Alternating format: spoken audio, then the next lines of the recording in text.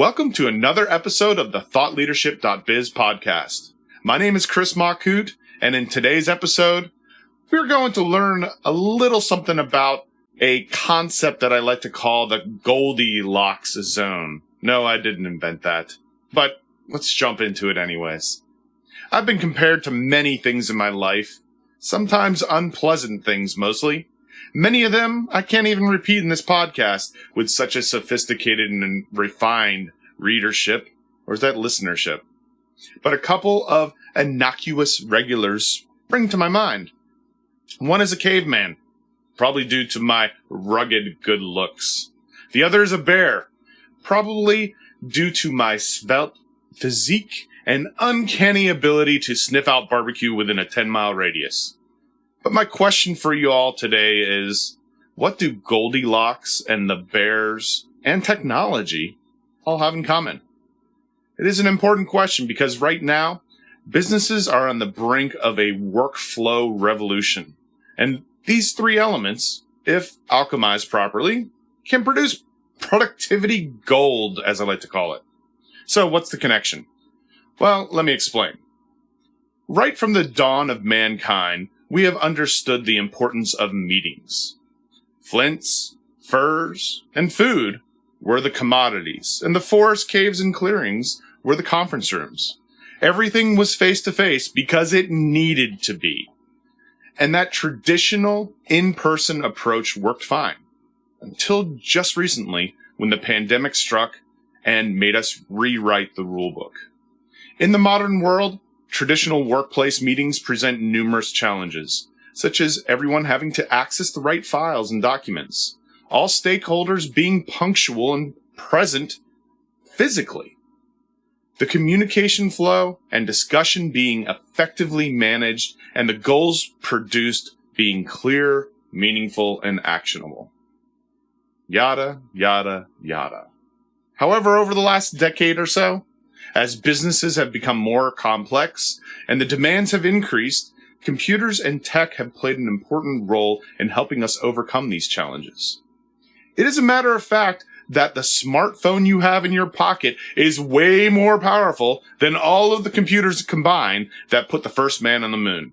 And it's true to say the technology has enabled us to take a giant leap forward in terms of business and meetings.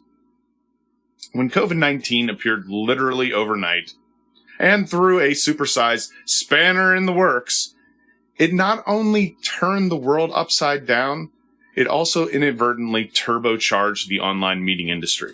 According to Forbes, the web conferencing market is set to reach a staggering $10.46 billion by 2027. And we're only in 2021 right now.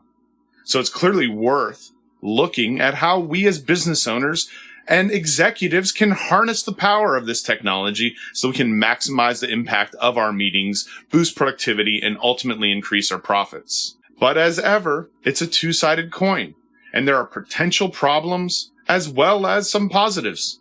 So, how much is too much? Where do we draw the line between tradition and tech? Let's have a look at some of the pros and then some of the cons. So let's first start off the pros. First is cutting back on costs. There's no travel time for starters, and that's a massive win right there. No travel time means no travel expenses and no time wasted on the road.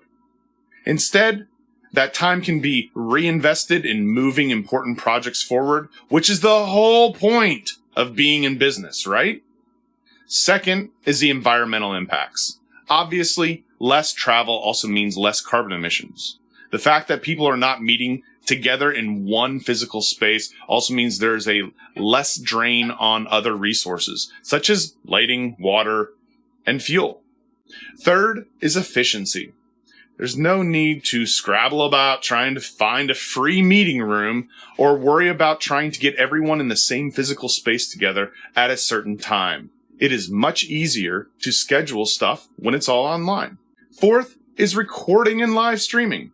The recording capability is an invaluable tool for many organizations due to the fact that there's a record of the event that can be watched again asynchronously as needed, as well as watched by those that are not able to be present.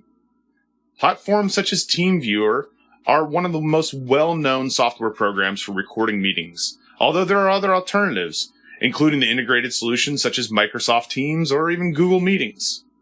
The live streaming option is also helpful if you want to have a meeting to be able to be broadcast to a larger, non-contributing audience. Lastly is interviewing. As managers, we've been there sifting through the mountain of CVs and resumes and application letters, trying to devise a long list of interviewees before having to schedule and meet face-to-face with these candidates. It can be an administrative black hole, a logical pain in the buttocks, and frankly, a significant waste of valuable time.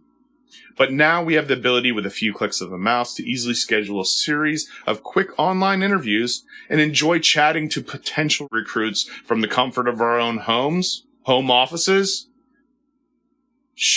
the beach, if we just want to get one of those jazzy backgrounds, right? So that's all great, but there are some cons.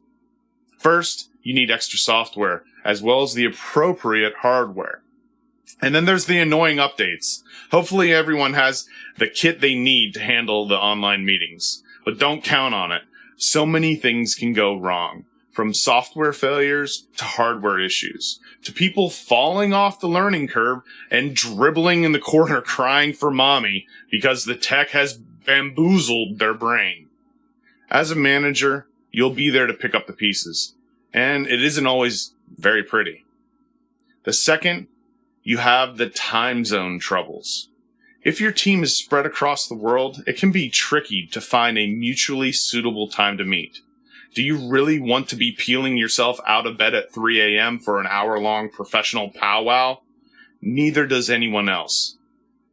As a little side note, I've always found that 11 a.m. U.S. Eastern Time Zone tends to be the best international time frame to have meetings that need to be occurring in multiple time zones. It appropriately, although not the best way of doing it, meets and accommodates those on the Pacific coast of the U.S., European, and even Asian time zones. Something to consider. Third is a communication breakdown, which is a big con. It happens at times, but it happens more online, due to the fact there simply aren't always the full profile of visual cues, such as if you're watching this right now, you can actually see my body language. If you're listening to it, you may not necessarily see that I'm scowling at you right now. So audio clarity that allows us to fully understand what the other person is saying is really important. If someone has a thick accent, mumbles, or speaks too quietly, or in the worst case scenario, there's a combination of all three, it compounds the problem, has the potential to create a bad feeling as well as derailing the meeting. It's all about the good vibes. Next, we have the issue of unintentionally talking over each other. Even with the best intentions, issues with connection speed and subsequent lag can mean that we are constantly interrupting each other.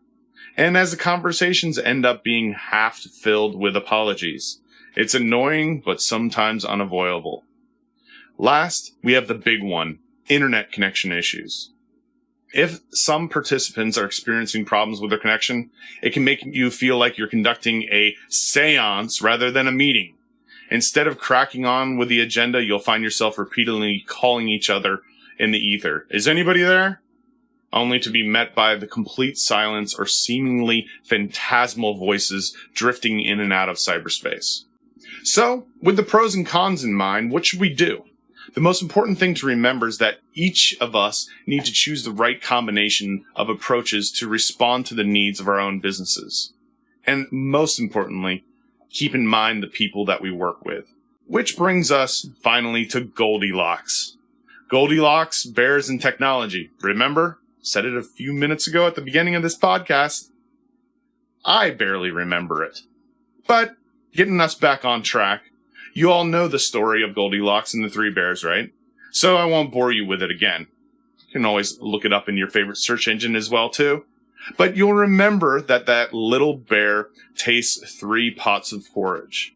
1 too hot, 1 too cold, and 1 just right. It's that Goldilocks zone that we each need to find for our own business needs. A blend of approaches that's just right. If we discard too much of the modern tech, we're in danger of reducing our productivity and profitability. If we include too much, we'll reduce the effectiveness of our team due to an increase in complexity that is too hard for them to handle. There's also an argument that if we introduce too much tech and rely on it too heavily, it will take over the world and destroy us all. Terminator? That's a thought for another time. The bottom line is that the use of tech in meetings doesn't need to be an either-or. The key to promoting productive meetings, whether virtual or not, is striking the right balance. If we get it right, we can have our professional porridge and eat it too. If we get it wrong, we may well find ourselves back in the Stone Age. This is Chris Machut. I smell some burgers. Until next time.